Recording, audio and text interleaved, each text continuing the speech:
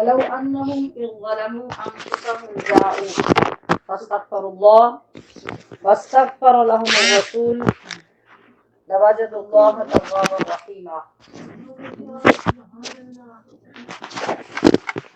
وقال الله تبارك وتعالى في مقام آخر: يا أيها الذين آمنوا لا ترفعوا أصواتكم فوق صوت النبي ولا تجهروا له بالقول كبعضكم لبعض أن تحبط أعمالكم وأنتم لا تشعرون. إن الله وملائكته يصلون على النبي يا أيها الذين آمنوا صلوا عليه وسلموا تسليما. سبحان اللہ، الصلاۃ والسلام علیک یا سیدی یا رسول اللہ وعلی آلک واصحابک یا سیدی یا حبیب اللہ. الصلاۃ والسلام علیک یا سیدی یا رسول اللہ وعلی آلک واصحابک یا سیدی یا حبیب اللہ. جھکی ہوئی یہ جبیں ہے حضور دیکھے نا. جھکی ہوئی یہ جبیں ہے حضور دیکھے نا. ہمارا قلب حزیں ہے حضور دیکھے نا. کسی کا کوئی تو ہوتا ہے اتنے لوگوں میں، کسی کا کوئی تو ہوتا ہے اتنے لوگوں میں، ہمارا کوئی نہیں ہے حضور دیکھے نا.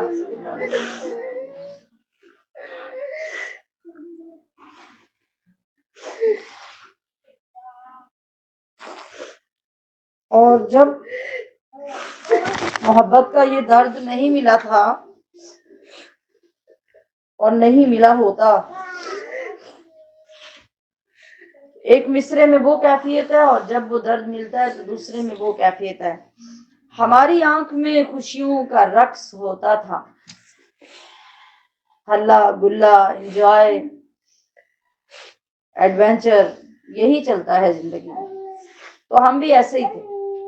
ہماری آنکھ میں خوشیوں کا رقص ہوتا تھا، اب ان میں درد مکی ہے حضور دیکھے نا. اب ان میں درد مکی ہے حضور دیکھے نا.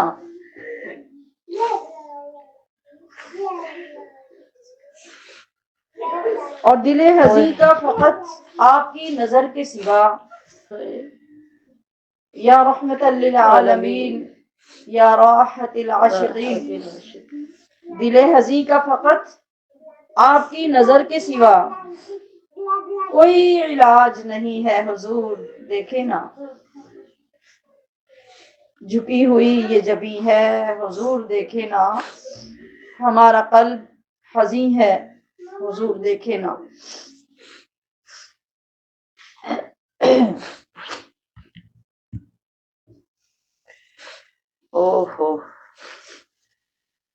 سامعات محتشم، آپ اس وقت رشک فلک زمین کے منور اور نیر تاباں گوشے میں مکی ہیں.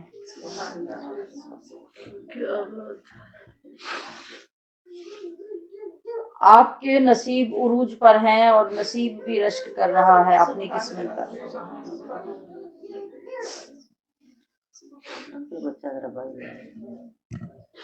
آپ نے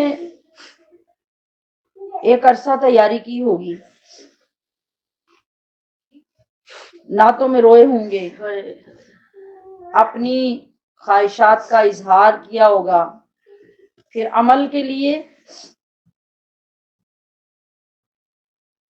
آپ نے پیسہ جوڑ کر وہ سارا پروسیس کیا اور اس کے بعد کئی مشکلات سے گزر کر آپ یہاں پہنچے. یہ کتنا احسان ہے، کتنا کرم ہے، عقل تو اس کا اندازہ نہیں کر سکتی. اور اگر درد محبت مکی ہو جائے تو لمحہ لمحہ وہ اندازے لگا سکتا ہے کہ وہ کس کیفیت سے، کس سٹیج سے گزر رہا ہے۔ دو آیات میں نے آپ کے سامنے قرآن مجید سے پیش کی ہیں۔ آپ میں جو طالبات یا معلمات ہیں وہ پڑھتے بھی ہوں گے، پڑھاتے بھی ہوں گے، اور بیانات سننے والے باقی لوگ بے شمار مرتبہ ان کو سن بھی چکے ہوں گے، لیکن وہ سننے کی حد تک ہے۔ ہم یہاں سے ہزاروں کلومیٹر دور زندگیاں بھی گزارتے ہیں، سماعتیں بھی اپنی بروئے کار لاتے ہیں، تو صرف یہ تصور ہماری کیفیات کو بدلنے کے لیے کافی ہے کہ اب آپ ان مقامات پہ ہیں جہاں یہ آیات نازل ہوتی رہی۔ آقا دو عالم صلی اللہ علیہ وسلم کے قلب اقدس پر جبریل امین کی موجودگی کا احساس صحابہ کرام اپنی آنکھوں سے، اپنے دلوں سے کرتے رہے۔ کبھی وہ دکھتے تھے، کبھی محسوس ہوتے تھے۔ یہ گلیاں، یہ بازار، یہ مقامات، یہ پہاڑ، یہ میدان، مسجد پاک کے گوشے، ازواج مطہرات کے حجرے، مدینہ منورہ کے باغات، ان تمام مقامات کو وہ عروج حاصل ہے، وہ مقدر حاصل ہے کہ ان پہ رب کا کلام اترتا رہا، تو آج تک یہ مقامات اس کلام کے امین ہیں۔ اس کیفیت کا ہونا بہت ضروری ہے۔ پھر اس کو سمجھنا ضروری ہے کہ رب کریم فرما رہا ہے وَلَوْ أَنَّهُمْ إِذْ ظَلَمُوا أَنفُسَهُمْ جَاءُوكَ۔ مفسرین نے تو بڑی وسعت رکھی ہے، جاؤ کا مطلب ہے کہ وہ آپ کے پاس آ جائیں، اور آنے کے لیے ایک معنوی صورت ہے تصور، اور تصور میں خود سپردگی، اور خود سپردگی میں اپنے آپ کو آقا علیہ السلام کے قدموں میں محسوس کرتے ہوئے سرنڈر کرنا، تسلیم کرنا اپنے ظلم کو، اپنے گناہوں کو، اور اخلاص کے ساتھ معافی مانگ لینا، یہ جاؤ کا ہے۔ اور یہ ہر اس شخص کے لیے جو زندگی میں بھی نہیں سوچ سکتا کہ وہ مدینہ جا سکے گا، اور وہ کتنے لوگ ہیں، کبھی سوچا ہم نے؟ اور وہ مسلمانوں میں ہمیں ایک ازدحام، ایک کراؤڈ لگتا ہے یہاں ہر وقت لوگوں کا، لیکن پھر بھی کتنے ہیں؟ ایک پاکستان کی آبادی کو لے لیجیے، کروڑوں میں ہے نا جی، تو کروڑوں میں سے کوئی 70-80 ہزار لوگ حج پہ شامل ہوئے، اور چھوٹے چھوٹے قافلے عمرے پہ آتے رہتے ہیں، جاتے رہتے ہیں۔ تو ریشو کیا ہے، پرسنٹیج کیا ہے، کتنے سارے لوگ ہیں؟ اتنے ہی جتنا آٹے میں نمک ہوتا ہے۔ اور وہ جب یہاں جمع ہوتے ہیں تو ہمیں ایک بڑا کراؤڈ لگتا ہے کہ دنیا ساری شاید یہاں آ گئی، حالانکہ ایسا نہیں۔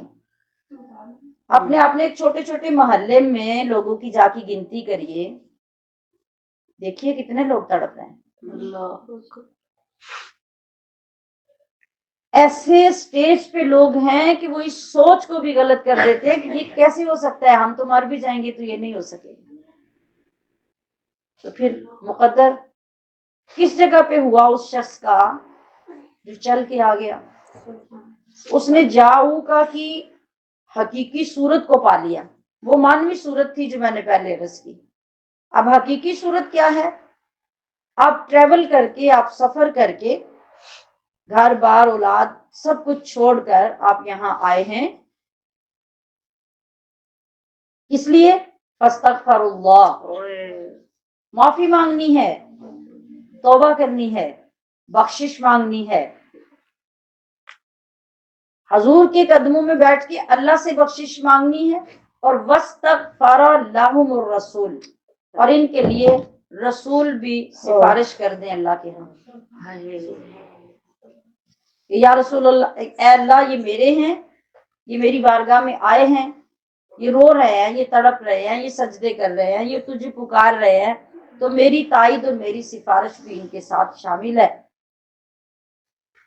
دو چیزیں جب جمع ہو جائیں گی، لوجد اللہ تواب الرحیم، سرٹیفکیٹ جاری ہو جائے گا،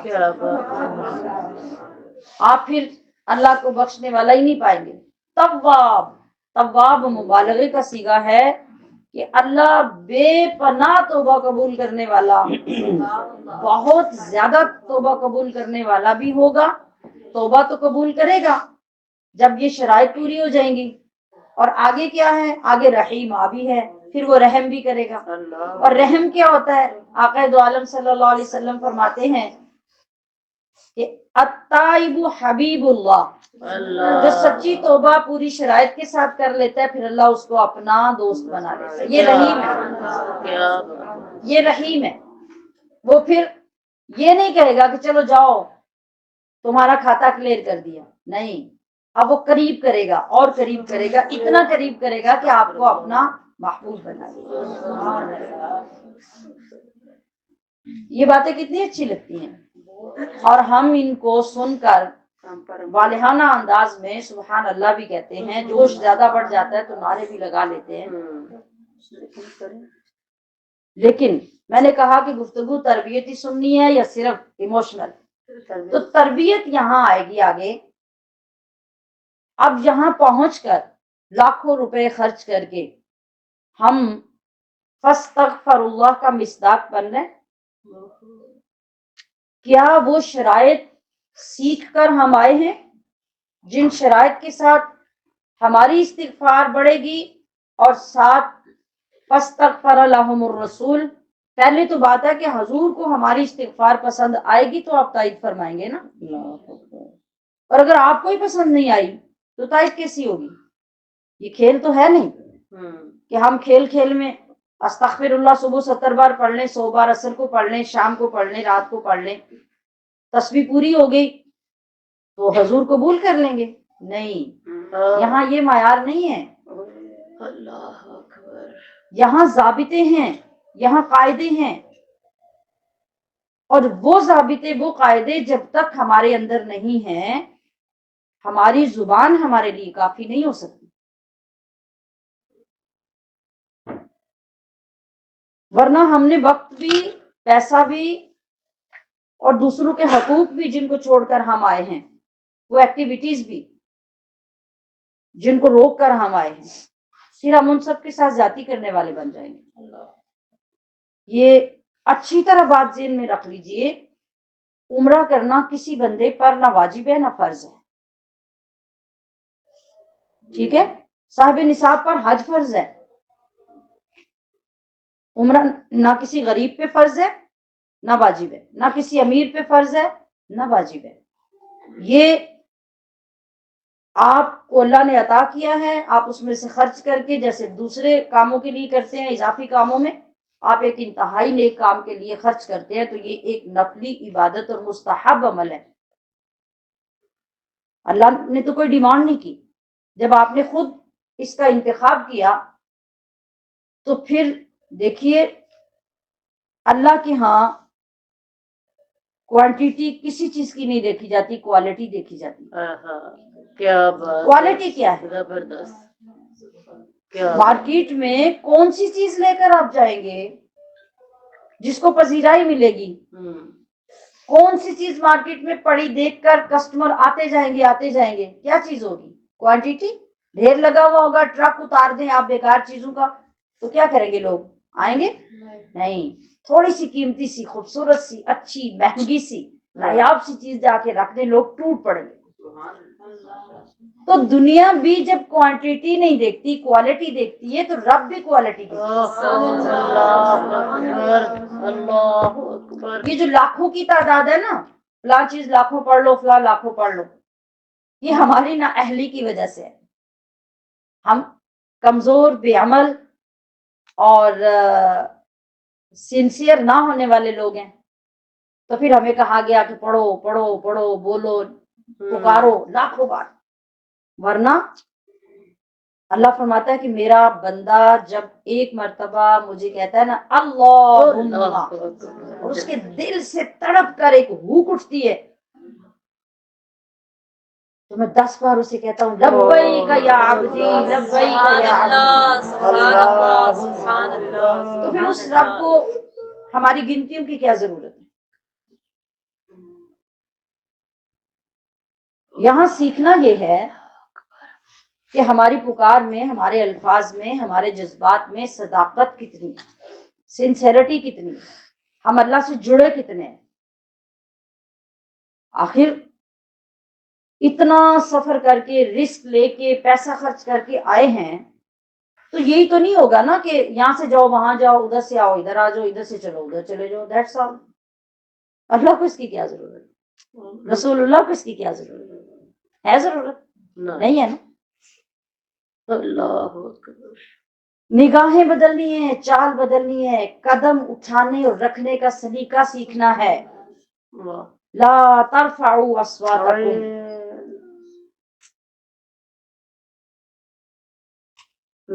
آوازیں اونچی نہ ہونے پائیں، ورنہ سب کچھ تباہ ہو جائے گا۔ ولا تجهروا له بالقول،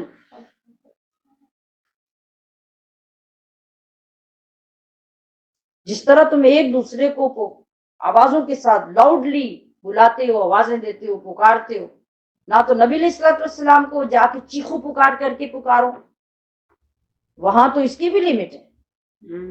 آپ کے جذبات کبھی امڑ آتے ہیں اور آپ کبھی دنیا کے جھمیلوں اور مصیبتوں سے گھبرائے ہوئے ہوتے ہیں، اور آپ جا کے ہاتھ اٹھاتے ہیں اور کہنا شروع کر دیں یا رسول اللہ میری دعا سنو، یا رسول اللہ مجھے قبول کرو، تو رب کہتا ہے یہ بھی بے ادبی ہے، چپ ہو جاؤ، اللہ اکبر۔ یہ میرا محبوب ہے، اس طرح پکارنا ہے تو مجھے پکارو، آواز سے پکارنا ہے تو مجھے پکارو، میرے نبی کو نہیں۔ کیا بات۔ وہاں اتنا خیال رکھو کہ تمہاری سانسیں بھی اونچی نہ سنائی دیں۔ نتیجہ کیا ہوگا؟ کیوں اتنی سختی کی جا رہی ہے؟ کیوں کہا جا رہا ہے اتنا؟ ان تحبط اعمالکم، برباد ہو جائے گا سارا کچھ۔ وانتم لا تعلمون، تمہیں کوئی نہیں آ کے کہے گا کہ تم نے نقصان کر لیا، تمہارے اعمال ضائع ہو گئے۔ وانتم لا تعلمون، تمہیں خبر تک نہیں ہوگی، اور تمہارے نامہ اعمال کی شیٹیں ساری خالی ہو جائیں گی، کچھ پلے نہیں رہے گا۔ یہ تھے وہ آداب، وہ فکر، وہ ڈر جو ہمارے انگ انگ میں بسا ہونا چاہیے، تب جب ہم گھر سے نکلیں، اور پھر ڈریں۔ یہ مت سمجھیے کہ وہ جو میں عرض کر رہی ہوں وہ یا ریاض الجنہ یا پھر حرم کے اندر یا کمرے کے اندر یا ہال کے اندر ہے، نہیں، یہ جہاں بیٹھے ہیں نا آپ، یہ بھی حرم ہے۔ اور حرم کا مطلب حرمت والا، احترام والا، عزت والا۔ تو یہاں آداب کا تقاضا یہ ہے کہ آپ بند کمرے میں بھی یہ یقین رکھیں کہ میں حضور کی بارگاہ میں، سبحان اللہ، مجھے یہاں بھی وہ عامیانہ انداز نہیں رکھنا جو میرا گھر میں ہوتا تھا۔ میری آواز، میرے کہے لا یعنی باتیں، اس کی کچھ گنجائش نہیں ہے یہاں۔ ان تحبط اعمالکم وانتم لا تشعرون، سب ضائع ہو جائے گا۔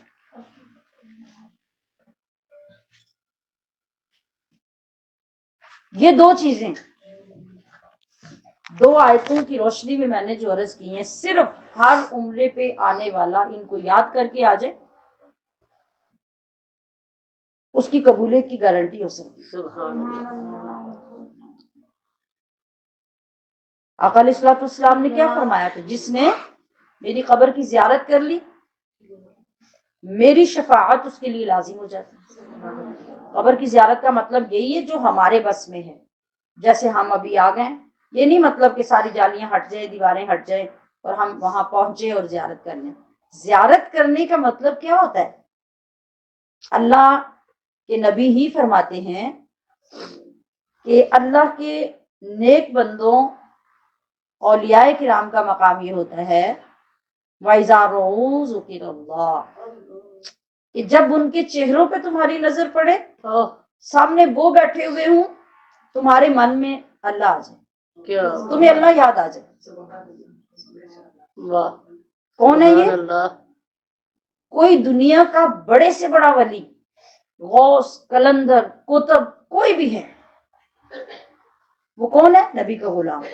کیا سبحان نبی کا وہ غلام جس کی غلامی قبول ہو گئی، اس کے چہرے پہ نظر پڑے تو سچا وہ ہے جس کو دیکھتے رب یاد آ جائے۔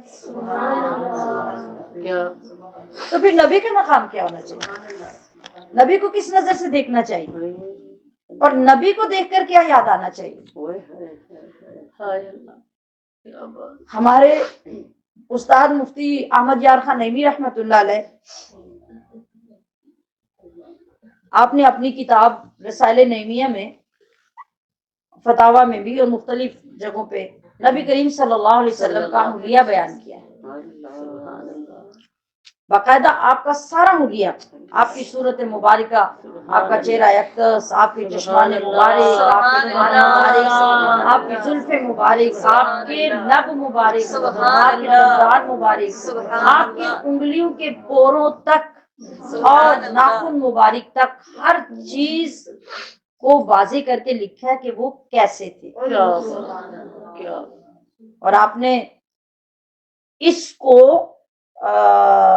لوگوں تک جو پہنچایا تو بیان کیا فرمایا کہ اس کو یاد کر لو، اور جب رات کو سو نا تو ایک ایک چیز کا تصور کر کے سو، اسی کو وظیفہ بنا لو، حضور کی زیارت ہوتی ہے۔ سبحان اللہ، سبحان اللہ، سبحان اللہ۔ یعنی آپ نے لکھا کہ اس نقشے کو ایسے یاد کر لو جیسے حضور کو دیکھ رہے ہو، بس یہی تمہارا وظیفہ ہے اس کو۔ اور مفتی صاحب رحمۃ اللہ علیہ خود آپ کی زندگی میں 40 سے 41واں دن کبھی نہیں ہوا تھا جب حضور کی زیارت ہوئی۔ سبحان اللہ۔ کیا وہ مدینے آ کے رہتے تھے؟ کیا وہ حضور کے زمانے میں رہتے تھے؟ نہیں، ان لوگوں نے محبت سیکھی، ادب سیکھا، ضابطے سیکھے،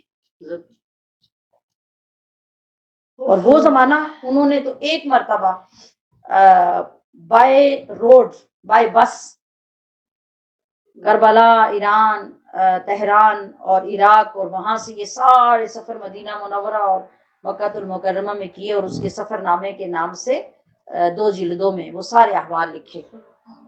وہ ہماری طرح سال کے بعد اور 6 مہینے کے بعد اور شان و شوکت کے ساتھ نہیں آیا کرتے تھے، بڑے ڈیفیکلٹ دور تھے، لیکن میں نے کہا کہ 41واں دن کبھی نہیں ہوتا تھا، 40 دن کے اندر آپ کو حضور کی زیارت ہوئی۔ راستہ یہ ہے، راستہ یہ نہیں ہے جس کے پاس پیسہ ہے وہ انا پیسہ خرچ کرے اور جب دل کرے اٹھ کے آ جائے، ویزا لگوا لے، مہینے بعد آ جائے، 15 دن بعد آ جائے، سال بعد آ جائے۔ حضور کے ہاں یہ معیار نہیں، وہاں معیار یہ میں نے عرض کیا، ہمیں قدم قدم کا پتہ ہونا چاہیے کہ ہم نے کہاں رکھنا ہے، کہاں نہیں رکھنا، اور کیسے رکھنا ہے، اپنی سانسوں کو کیسے روکنا ہے، جذبات کو کیسے روکنا ہے۔ ابھی تو اللہ کا کروڑ شکر ہے کہ ریاض الجنہ میں جانے پہ کافی کنٹرول ہو گیا۔ آپ لوگوں نے بھی جو پہلے آتے ہیں دیکھا ہوگا، پہلے بہت شور تھا، تو ماشاءاللہ پہلے جانے کا پروسیس ڈیفرنٹ ہوتا تھا، ابھی اس کو تبدیل کیا گیا، اور جو ہلہ گلا اور طوفان بدتمیزی نبی علیہ الصلوۃ والسلام کی بارگاہ میں جانیوں کے پاس اور ریاض الجنہ میں آنے کا ہوا کرتا تھا، ایک دوسرے کو دھکے دینا، نیچے گرا دینا، اور ایسے شور کرنا جس طرح کوئی میچ دیکھتے ہوئے لوگ شور کرتے، ایک دم سے کوئی چیز سامنے آ گئی تو کئی موتیں ہو جاتی ہیں۔ جی، اللہ کا کروڑ بار شکر ہے کہ اس پہ بہت کنٹرول کیا گیا۔ اب بھی جو سرکش لوگ ہیں وہ اپنے 4 قدموں میں ہی اپنا آپ دکھا دیتے ہیں، لیکن اوورآل بہت کنٹرول ہے۔ جو اب نہیں ہے ابھی، وہ بھی بڑے درجے کی نافرمانی اور گستاخی۔ آپ کو کسی کے ساتھ آنے کسی عالم، کسی رہنما یا جس سے آپ تربیت لیتے ہیں اس کے ساتھ آنے کی ضرورت کیوں ہوتی ہے؟ شاہ حسین نے اپنی پنجابی میں لکھا کہ میں بھی جانا جھوک رانجھن دی، نال میرے کوئی چلے۔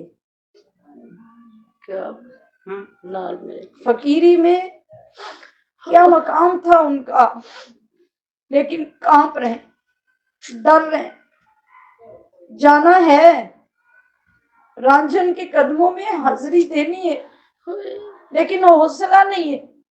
کوئی بڑا میرے ساتھ چلے جو مجھے اپنی کمری میں چھپا لے، میرے ابو پہ پردہ ڈال کے مجھے حضور کے قدموں میں پیش کر دے۔ میں اتنی جرأت نہیں رکھتا کہ میں اکیلے چلا جاؤں۔ تو کہتے ہیں میں بھی جانا، لوگ جا رہے ہیں، فیض لوٹ رہے ہیں، دامن بھر رہے ہیں، تو میں یہاں بیٹھا رو رہا ہوں۔ میرے جذبات بھی کہتے ہیں میں بھی چلوں، لیکن چلوں کیسے؟ اتنی جرأت کروں کیسے؟ نال میرے کوئی چلے۔ کون چلے؟ کوئی ڈرائیور تو نہیں، گاڑی والا تو نہیں، کوئی مدینے کا نقشہ جاننے والا نہیں، وہ جس کو پہلے دیکھ کر میرے آقا خوش ہو جائیں، وہ قبولیت کی سند والا ہو، تو اس کے پیچھے میں جاؤں تو میری بھی بات بن جائے۔ نال میرے کوئی چلے۔ آپ کے کہنے کا یہ مطلب ہے۔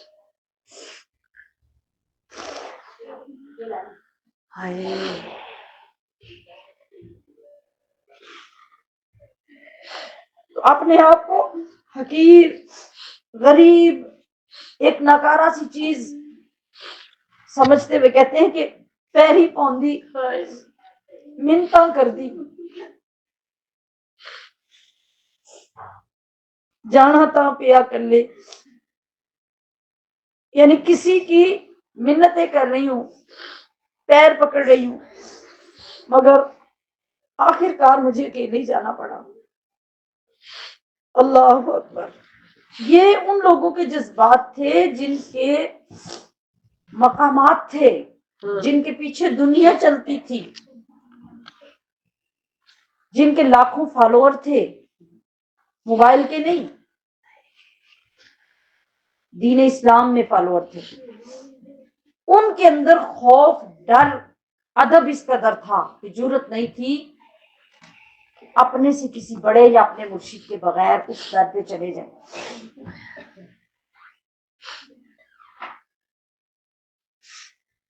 تو عزیزات، اب ذرا اس پوائنٹ پہ غور کیجئے۔ آپ سب لوگ بھی سالانہ بیس پہ آتے ہیں، اور میں بڑا عرصہ آپ کے ساتھ قافلوں میں شامل رہی، اور پوری باقاعدگی سے روزانہ کی بنیاد پہ درس قرآن ہوتے رہے، اور میں نے ہر سال آداب اور مسائل آپ کے گوش گزار کرنے کی کوشش کی، لیکن اس کے باوجود جو بار بار آنے والے لوگ ہیں وہ بھی لاپرواہی کے مرتکب ہوتے ہیں، اور جو نئے لوگ آتے ہیں وہ اس چیز کی ضرورت نہیں محسوس کرتے کہ ہمارے جانے میں اصل تیاری کیا ہے۔ کپڑے، سٹالر، عبایا، اٹیچی، پرس، ریال، کیا لے کے جانا، کیا لے کے جانا، بس کھانے کے لیے اپنے موافق چیزیں سٹور کر، یہ ہے ہماری تیاری۔ بالکل صحیح فرمایا۔ اس سے آپ کیا لیں گے، کیا حاصل کریں گے؟ آپ تو آئے ہیں گناہ بخشوانے، ایک دن آپ تو آئے ہیں آقا علیہ الصلوۃ والسلام کا گھر دیکھنے، اور ان مقامات کا نظارہ کرنے آئے ہیں جہاں ہر لمحہ کروڑوں رحمتیں برستی ہیں، لاکھوں لوگ موجود ہوتے ہیں، اور آسمانوں پر رہنے والی معصوم مخلوق جن کو ہم فرشتے کہتے ہیں، اپنے مقدر اور ان کے مقدر کا ذرا ابھی اس جملے میں کمپیریزن کریے گا۔ آپ سورسز رکھتے ہیں تو سال میں بھی کئی بار آ سکتے ہیں، ہر سال بھی آ جاتے ہیں، سال 2 سال کے بعد بھی آ جاتے ہیں۔ یہ ہے ہمارا مقدر۔ اور فرشتوں کا مقدر کیا ہے؟ 70,000 صبح، 70,000 شام میں اس گنبد خضرا کا نظارہ کرنے، زیارت کرنے آتے ہیں۔ لیکن جب سے کائنات بنی ہے تب سے اب تک بھی، اور اب سے صبح قیامت تک، وہ جو صبح 70,000 آئے تھے اور وہ شام 70,000 آئے تھے، وہ اب صبح قیامت تک دوبارہ نہیں آئیں گے۔ اب کمپیئر کریے، اپنے مقدر پہ ذرا غور کیجیے۔ وہ صبح آئے، حاضری دی، شام کو چلے گئے اور شام کو دوسرے آ گئے، اور آپ کی اپنی مرضی ہے، جتنا پیکج لے لیں اس کے مطابق آ کے رہ لیں۔ اچھا، اس رہنے میں ہم حاصل کیا کر رہے ہیں؟ بالخصوص جو بچیاں کم عمر اور جوانی میں آتی ہیں، آپ کی اتنی تربیت کی ضرورت ہوتی ہے کہ اپنے آپ کو توڑ کر نیا بنوا کے لائیں، پھر یہاں قدم رکھیں کہ اس ایج میں تو غلطیوں کا امکان اور زیادہ ہوتا ہے۔ اور جو بزرگ خواتین ہیں، میں نے چند دن پہلے یہاں جدھر آپ 310 سے انٹر ہوتے ہیں، یہاں پہلا جو گروپ بیٹھا ہوتا ہے، ادھر نماز پڑھی تو کوئی 4-5 خواتین سرائکی اور ملتان اور اس طرح مختلف علاقوں کی وہاں بیٹھی ہوئی تھی۔ میرے خیال میں جس دن آپ لوگ آ رہے تھے اور ہم آپ کے انتظار میں ادھر قریب بیٹھے اور آپ لوگ بہت لیٹ ہوئے اور پھر ہم چلے گئے، یہ ایک الگ ٹریجڈی ہے آپ کے لیٹ ہونے کی، جو ہمیشہ ہوتی ہے۔ اور بڑی بارگاہوں میں یہ سب سے بڑی بے ادبی ہوتی ہے۔ وقت کی پابندی اتنی امپورٹنٹ چیز ہے، اگر پوری زندگی میں آپ یہ پیدا نہیں کر سکے تو سمجھیں آپ کچھ بھی نہیں کر سکتے۔ ابھی بھی دیکھ لیجئے، ہمیں پیدل آنا تھا چل کے، اور بہت ساری چیزوں کو چھوڑ کر اب ہمارا وقت بہت امپورٹنٹ بھی ہے، سینسٹیو بھی ہے، ہمارے پاس صرف کل کا دن ہے اور ہمیں بہت سے کام نپٹانے ہیں۔ تو ہم لوگ آپ کے پاس یہاں پہنچ گئے تو آپ سب لوگ ہمارے آنے کے بعد گیدر ہوئے ہیں۔ ذوق اور محبت یا کسی چیز کی طلب جو ہوتی ہے، اس کا تقاضا تو یہ نہیں ہوتا۔ اگر 12 بجے آپ کا ٹائم تھا تو آپ کو تو 11 بجے گیدر ہونا شروع ہونا چاہیے تھا کہ آج ہم کوئی قیمتی چیز حاصل کرنے لگے ہیں۔ اور اس چیز سے وقت کی اہمیت کا اندازہ کیجئے کہ اللہ رب العزت نے قرآن عظیم میں فرمایا، ان الصلاۃ کانت علی المؤمنین کتابا موقوتا۔ موقوت کا مطلب ہوتا ہے جسے وقت کے اندر بند کیا گیا۔ 5 نمازیں آپ اپنی مرضی سے 11:15 بجے ظہر کی نماز پڑھ کے دکھائیں، 3:30 بجے عصر پڑھ کے دکھائیں، پڑھ سکتے ہیں؟ فجر کی نماز 3:30 بجے پڑھ کے دکھائیں، چلیں وہ زیادہ ارلی ہو جاتا ہے، آپ 7 بجے پڑھ کے دکھا دیں، فجر پڑھ سکیں گے؟ نہیں۔ اسی بات سے غور کیجئے کہ اللہ وقت کا کتنا پابند ہے۔ سبحان اللہ، اللہ کو وقت کتنا پسند ہے۔ سبحان اللہ، سبحان اللہ۔ رمضان کو دیکھ لیجئے، شہر رمضان الذی انزل فیہ القرآن فمن شہد منکم الشہر فلیصم۔ اللہ نے فرمایا کہ جو تم میں سے رمضان کا مہینہ پا لے تو اس کے روزے رکھے۔ شریعت کہتی ہے ایک بندہ اگر سارا رمضان کومے میں رہا، بے ہوش رہا، اور رمضان کے بعد جا کے اس کو ہوش آیا، نہ رمضان کی نماز اس پہ قضا ہے اور نہ روزہ۔ کیوں؟ قید تھی فمن شاہدہ، جس نے ماہ مبارک پایا تو اس نے پایا ہی نہیں، اس کو تو ہوش ہی نہیں آیا. اب نہ اس نے نماز قضا کرنی ہے اور نہ اس نے روزہ قضا کرنا ہے. اسی طرح موقوت کا مطلب کیا ہے؟ جب وقت آئے گا. یہ کیا وقت ہے؟ ابھی اس وقت ہمارے پاس 1:30 بجے، ہمارے اوپر ظہر فرض ہو چکی ہے، عصر فرض نہیں، فرض ہی نہیں ہوئی. وہ کب فرض ہونی ہے؟ جب اس کا وقت داخل ہونا ہے. وقت کتنی ہے؟ اتنی اہمیت ہے وقت کی. آپ اگر ایک وقت مقرر کرتے ہیں کسی چیز کے لیے، اپنی شادیوں کا ٹرینڈ لے لیجیے، 11 بجے صحرا بندی اور 12:30 بجے فلاں فلاں اور 1 بجے فلاں اور فینش. ریئل میں کیا ہو رہا ہے؟ غلط ہو جاتا ہے. ریئل میں کیا ہو رہا ہے؟ محفلوں میں سے کہتے 9 کو کہیں گے تو 11 بجے آئیں گی نا.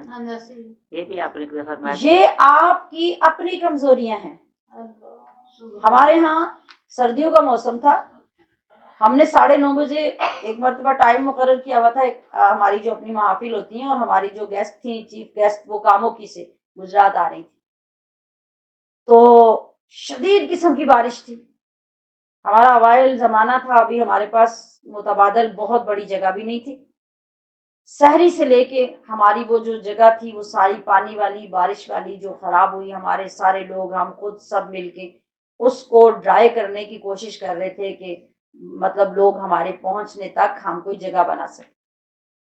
پھر نہیں ہوا تو پھر ہم نے سامنے ہمارے گھر تھا ایک، وہ کافی بڑا تھا، اس میں ہم نے فوراً شفٹ کیا. اور جب وہ 10 بجے وہ پہنچی ہماری گیسٹ، تو کہنے لگی کہ مجھے آپ کا ڈر تھا کہ آپ ٹائم کی پابندی بہت کرتے ہیں، لیکن مجھے موسم بھی نظر آ رہا تھا کہ پتہ نہیں اب کیا ہوگا.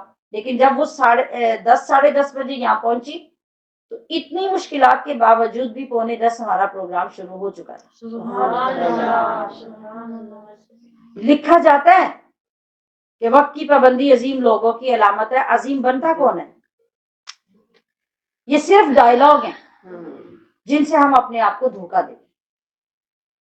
اپنے اندر پابندی لائیے، اور یہ ایک دین کی بڑی امپورٹنٹ تعلیم ہے جس کو ہم فراموش رکھتے ہیں. جب اس پہ ہمارا عمل آ جائے گا، آپ کی پوری لائف کے اندر چینج آ جائے گا. خیر، وہ عورتیں بھی تو آپ باتیں کر رہی تھی، ہم لیٹ ہوئے تھے. الحمدللہ میں یہ عرض کر رہی تھی ہاں جی کہ کوئی 1.5 گھنٹہ ہم وہاں بیٹھے، ان خواتین نے جوس پیا، کوئی چیز کھائی، پھر پانی پیا، پھر اپنے بیگز میں سے بسکٹ نکال کے کھائے. پورا ٹائم وہ بالکل ہمارے قریب چونکہ بیٹھی ہوئی تھی نا، تو اس 1.5 گھنٹے میں نے ان خواتین کے ہاتھ میں نہ تسبیح دیکھی نہ ان کی زبان کو حرکت کرتے دیکھا. وہ بھی تو بیٹے، بھائی، شوہر، کسی کے پیسے خرچ کر کے آئی ہوئی ہیں نا. وہ کیا کر رہی ہیں آپ؟ کتنا بڑا دھوکہ ہے اپنے ساتھ.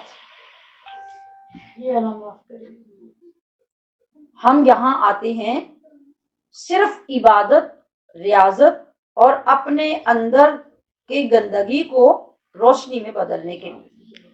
اس کے لیے دیکھیں، ہم نعت سنتے ہیں، ہمارے دل میں محبت ہے، اس کا کوئی انکار نہیں ہے. حضور علیہ الصلوۃ والسلام کی بات آتی ہے، ہمارے اندر ہلچل مچ جاتی ہے. مدینے کی بات آتی ہے، رونا آ جاتا ہے. لیکن بات یہ ہے کہ صرف اس رونے سے ہماری بات نہیں بنے گی. اللہ کے نبی صلی اللہ علیہ وسلم صرف اس لیے تشریف نہیں لائے کہ آپ کا ذکر ہم اپنی من پسند کا کریں اور اپنی محبت کا اظہار کر لیں، یا محفلوں میں نعرے لگا لیں، یا نعت خوانی کر لیں اور دیٹس آل. نہیں، آپ علیہ الصلوۃ والسلام ایک دین لائے ہیں جن کے اندر ہماری عبادات کی کیٹاگریز ہیں. اور وہ کیٹاگریز کہاں سے شروع ہوتی ہیں؟ اوپر سے آئیں. سب سے پہلے فرض، نیچے واجب، اس کے نیچے سنت مؤکدہ، اس کے نیچے سنت غیر مؤکدہ، اب اس کے بعد مستحب. آپ کس کام کے لیے آئے ہیں؟ मुस्तहब के लिए। फर्ज कहाँ है, वाजिब कहाँ है, सुन्नत मुअक्कदा और गैर मुअक्कदा कहाँ है, आपने सीखी। आके यहाँ उनको अदा कर रहे हैं आप। अगर आप ये कहेंगे कि आपका उम्रा करने आना ही बाकी सारी चीजों के लिए काफी हो जाएगा, तो ये बहुत बड़ा धोखा है। देखिए, आपने मक्का में एक नमाज का लाख नमाज का सवाब सुन रखा है ना, और मदीना मुनव्वरा में 50,000 भी है, 10,000 भी है, 1,000 भी है, ये मुख्तलिफ रवायात है। अच्छा, सवाब किसका मिलता है, कीमत किसकी मिलती है? सवाब पता है क्या होता है? सवाब हमारी प्रोडक्ट की कीमत होती है। प्रोडक्ट क्या है? नमाज, दरूद पाक, कलिमा तय्यबा, इस्तिगफार, नवाफिल, तिलावत, ये सब चीजें जो हैं इनकी कीमत लगेगी, उसका नाम क्या होगा? सवाब। माशाअल्लाह, जिंदाबाद, माशाअल्लाह। अच्छा, कीमत किसकी लगेगी? ये आप नफक में से गुजर के जाते हैं, आपको देखते ही नीचे रोला पड़ जाता है, 1 रियाल, 1 रियाल, 1 रियाल, 2 रियाल, 2 रियाल, 3 रियाल, 3 रियाल, ये कीमतें हैं। ऐसे ही है ना? ये कीमतें हैं। जैसी वैरायटी है वैसी कीमत लगी। और आप देखकर भी बात चीजों को इतना रद्दी और बेकार समझते हैं कि आप कहते हैं ये तो 1 रियाल की भी नहीं है, ये 3 रियाल की दे रहा है। मतलब आपके जांचने की जो नजर और जो मायार है, उस मायार के मुताबिक उसका तो 1 रियाल भी नहीं बनता। और अगर हमारे लाख दरूद पाक, हमारा 70,000 कलिमा, वो रियाजुल जन्ना में धक्के मार के 20-20 नफल पढ़ने का लालच, अगर आकर इस्लाम ने फरमाया कि ले जाओ, मुझे एक भी पसंद नहीं, इसकी क्या कीमत दूं, इसका 50,000 सवाब दूं तुम्हें, फिर क्या होगा? कीमत लगवाने के लिए मायार बनाना होगा ना भाई, वैरायटी पेश करनी होगी। तो वैरायटी जब नहीं है, हम नमाज के अल्फाज अदा कर रहे हैं, हमें नमाज अरबी में ठीक पढ़नी नहीं आ रही, कीमत क्या लगेगी? हमारी नमाज के अरकान दुरुस्त अदा नहीं हो रहे। मोस्टली लोग, आप जो ट्राउजर पहने हुए हैं, जो शलवारें पहने हुए हैं, आपके खड़े होने से आपके गिट्टे नंगे हैं, आपकी तो नमाज ही फासिद है, कीमत क्या लगेगी? अभी इससे पीछे वुजू है, मैंने उसकी भी बात नहीं की। हमारी खवातीन को, हमारी बच्चियों को ये पता है कि ट्रेंड ये है कि गिट्टे नंगे होने चाहिए, ट्राउजर ऊंचा होना चाहिए, आपकी तो नमाजें बर्बाद हो रही है। बास खवातीन के टाइट कपड़े इतने होते हैं कि वो फैशन तो नहीं, मतलब जहालत की वजह से उनकी शलवारें ऊंची, उन्हें नहीं पता कि हमारी नमाज का तकाजा क्या है। नमाज के लिबास में आपका यहां तक अगर कपड़ा बाजू पे नहीं है, आपकी नमाज फासिद है। आपके ये कान दुपट्टा ऐसे करके आपने लिया और ये कान नंगे कर लिया, आपकी नमाज फासिद है। आपकी ये गर्दन नंगी हो रही है नमाज में, ये सतर है औरत का, कान सतर है, ये सतर है यहां तक पीछे, आपकी नमाज फासिद है। आपके टखने यानी गिट्टे नंगे हो रहे हैं, आपकी नमाज फासिद है। तो सीखा आपने ये सब, कुछ भी नहीं बचा। अब तो आप 50,000 सवाब लेने के चक्कर में हैं, तो यहाँ तो 1% भी सवाब वाली बात कोई नहीं है। ये पढ़ते हैं, ये तमाम चीजें क्या हैं? ये फर्ज हैं। और मैंने आपको गिनवाया, फर्ज के नीचे वाजिब, वाजिब के नीचे सुन्नत मुअक्कदा तीसरा नंबर, गैर मुअक्कदा चौथा नंबर, उसके बाद नफल या मुस्तहब। तो हम 5वें नंबर के लिए लाखों रुपए खर्च करके आ गए और सारी जिंदगी नमाज सीखने किसी के पास बैठे ही नहीं, ना मसाइल ना अल्फाज। तो वो जो हमने फर्ज किया हुआ है 50-50 हजार के साथ हम मल्टीप्लाई कर रहे हैं सवाब को, वो कहां से आएगा? ओहो, एक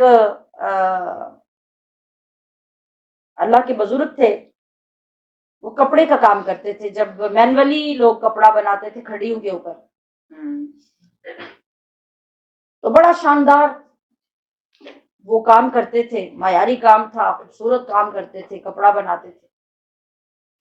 جن جن لوگوں نے دیکھا ان کو، انہوں نے بڑا پسند کیا اور مارکیٹ میں آپ کا کپڑا گیا۔ تو وہاں پر بھی مطلب پاس کرنے والے لوگ جو کوالٹی پاس کرتے ہیں، وہ لوگ وہاں پہ جو تھے، انہوں نے جب اس کپڑے کو دیکھا تو انہوں نے کہا کہ یہاں بھی صفائی نہیں ہے، یہاں بھی ٹھیک نہیں ہے، یہاں بھی ٹھیک نہیں ہے۔ وہ اب کون تھا؟ اب ایک ماہر تھا جو اپنی اس مہارت کی بنا پہ اس کو چیک کر رہا تھا۔ اس نے پاس آؤٹ کرنا تھا تو پھر اس کی قیمت لگنی تھی۔ جب پاس آؤٹ ہونے لگا تو انہوں نے کہا کہ یہ سارے نقائص ہیں۔ وہ حضرت جو بزرگ تھے وہ بھرے بازار میں اونچا اونچا رونے لگے۔ لوگوں نے سمجھا شاید یہ بندہ ہرٹ ہو گیا ہے، کہ لوگوں کے نزدیک تو یہ بڑا اچھا معیاری کپڑا تھا اور اس ماہر نے آ کے اس کو ریجیکٹ کر دیا اور اتنی غلطیاں نکال دی۔ تو شاید یہ بندہ ہرٹ ہو کر رونے لگ گیا اور برداشت نہیں کر سکا اپنی محنت کو ضائع ہوتے دیکھ کے۔ لوگوں نے تسلی دی، کہا کوئی بات نہیں، پھر محنت کریں، زیادہ اچھا بن جائے گا۔ اور آپ اس طرح بچوں کی طرح کیوں رو رہے ہیں؟ کہا توجہ فرمائیے گا جملے کی طرف، فرمایا میں رو اس لیے نہیں رہا کہ بازار میں میرا کپڑا ریجیکٹ ہو گیا، میں رو اس لیے رہا ہوں کہ میری ساری زندگی کی ورائٹیز میری عبادات کی جب قیامت کے میدان میں پیش ہوئی اور اللہ نے کہا یہ بھی غلط، یہ بھی غلط، یہ بھی غلط، تو میں وہاں کیا کروں گا؟ وہاں میرا حشر کیا ہوگا؟ حشیران محترم، یہ وہ لوگ تھے جن کا ایک ایک لمحہ اللہ اور اس کے رسول کی اطاعت میں گزرتا تھا۔ ان لوگوں کو اتنی فکر، اتنا خوف، اتنا ڈر تھا۔ تو ہمارے پلے کیا ہے؟ ہم نے تو کبھی ٹائم ہی نہیں نکالا دین سیکھنے کے لیے۔ ہمیں شیطان نے اس قدر گمراہ کر رکھا ہے کہ وہ ہمیں یہی باور کرواتا ہے کہ تو بڑی مصروف عورت ہے، تو بڑی دانا عورت ہے، تیرے کام بہت ہے، تیرے پاس تو جانے کا کسی کے پاس وقت ہی نہیں کہ تو جا کے دین سیکھے گی۔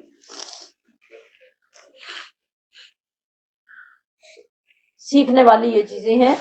تیاری میں سر فہرست یہ چیز ہے کہ آپ سب سے پہلے ڈریں۔ اتنی اوٹ پٹانگ نماز اور ایسی غلط سلط نماز حضور کے سامنے پڑھوں گی جا کے؟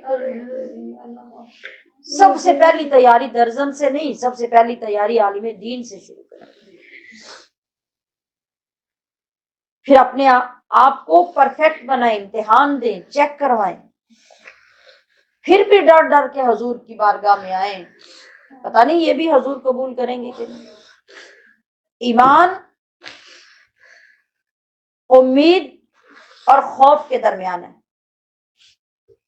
الایمان بین الخوف والرجاء۔ ایک طرف خوف، کتنا؟ حضرت عمر فاروق کہتے ہیں کہ اگر اللہ پاک فرمائے کہ صرف ایک بندہ دوزخ میں جائے گا، باقی سب کو بخش دوں گا، تو خوف کا عالم یہ حضرت عمر فاروق کون؟ جس کے لیے اللہ کے نبی نے فرمایا لا نبی بعدی لو کان نبی بعدی لکان عمر۔ میرے بعد اگر کوئی نبی ہو سکتا ہوتا نا تو عمر ہوتا۔ وہ عمر کیا کہہ رہے ہیں؟ اگر اللہ کہے کہ ایک بندہ دوزخ میں جائے گا باقی سب کو بخش دوں گا، تو عمر فاروق کہتے ہیں کہ میرا خوف یہ کہتا ہے کہ وہ میں ہی ہوں گا، وہ میں ہی ہوں گا جو اکیلا دوزخ میں جاؤں گا۔ پھر کہتے ہیں کہ اگر اللہ یہ فرمائے کہ ایک بندہ جنت میں جائے گا اور دوسرے سب دوزخ میں جائیں گے، تو میرا یقین اور میری امید اتنی قوی ہے کہ وہ بندہ میں ہی ہوں گا۔ یہ ہے ایمان۔ اتنا ہی خوف دونوں پلڑوں میں رکھو، ایک طرف خوف، ایک طرف امید، وہ برابر میں تل رہے ہوں، یہ ایمان ہے اور یہ بہترین ایمان ہے۔ اللہ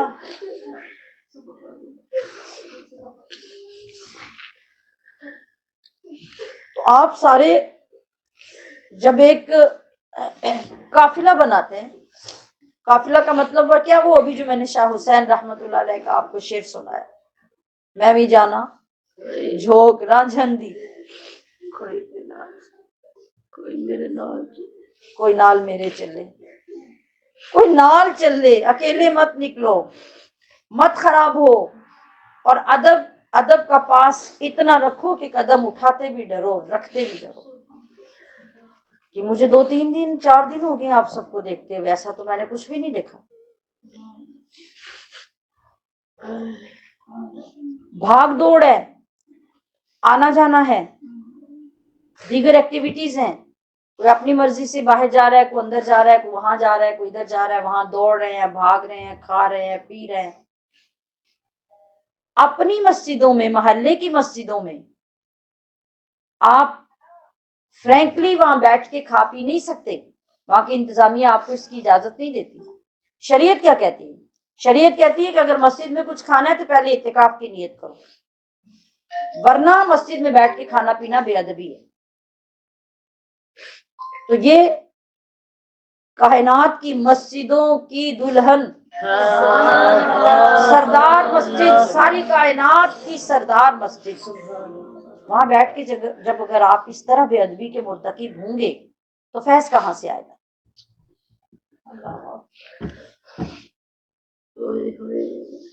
اور میں نے ریاض الجنہ کے حوالے سے بھی عرض کیا کہ وہاں صرف چکر قبول نہیں ہونے ہمارے، ایک باادب حاضری مل گئی نا، ایک باادب، اور ڈر کے، خوف زدہ ہو کے، حقیقت کے ساتھ 2 نوافل پڑھ کے آقا علیہ الصلوۃ والسلام کی بارگاہ میں وہ گواہی پیش کرنے میں آپ کامیاب ہو گئے دل سے، بس بات ختم۔ صبح شام جا کے آپ کو پتہ ہی نہیں آپ نے کرنا کیا، دوسروں کو دھکے دینے ہیں، ناگواری کا اظہار کرنا ہے، تو آپ کو پتہ ہے کہ یہ آزمائش ہے ہماری۔ بڑے بڑے اولیاء بھی آئے ہیں، بڑے بڑے اولیاء، اور ایسی ایسی ان کی آزمائشیں ہوتی تھی کہ ہمارے جیسا بندہ اگر اپنے آپ کو اس طرح دیکھے تو کیا ہوتا ہے، وہ ایک معروف جملہ، بڑی انسلٹ فیل ہوئی ہے، ہماری یہاں بھی انسلٹ ہوتی ہے جن کی کوئی عزت ہی نہیں ہے،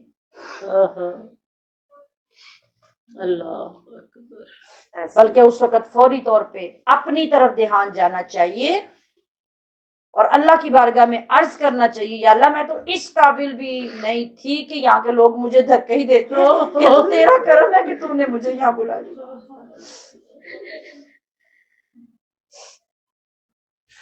یہ آپ کے نفس کی تربیت ہے،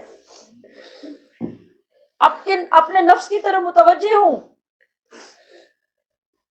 اور اس کو بول کر بتائے کہ تو اس سے بھی برے سلوک کے قابل تھا، یہ تو شکر کر کہ تیرے محبوب نے تجھے پسند کر لیا، اتنا بھی کہ برداشت کیا، اپنے گھر میں نکالا نہیں۔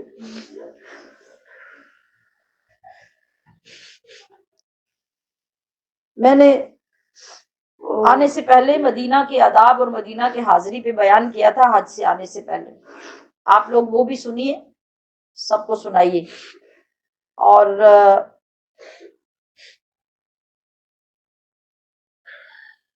آنے میں جو حاضری کا طریقہ ہے نا، میں آپ کو وہ عرض کر دیتی ہوں، یہ ایک اپنا عمل تھا، لیکن چونکہ آپ سیکھنے کے لیے میرے سامنے بیٹھے ہیں تو میں سیکھنے کے لیے آپ کی خدمت میں عرض کر دیتی ہوں، ورنہ ان اعمال کی تشہیر کی ضرورت نہیں تھی۔ آپ دیکھیے کہ میں جب سے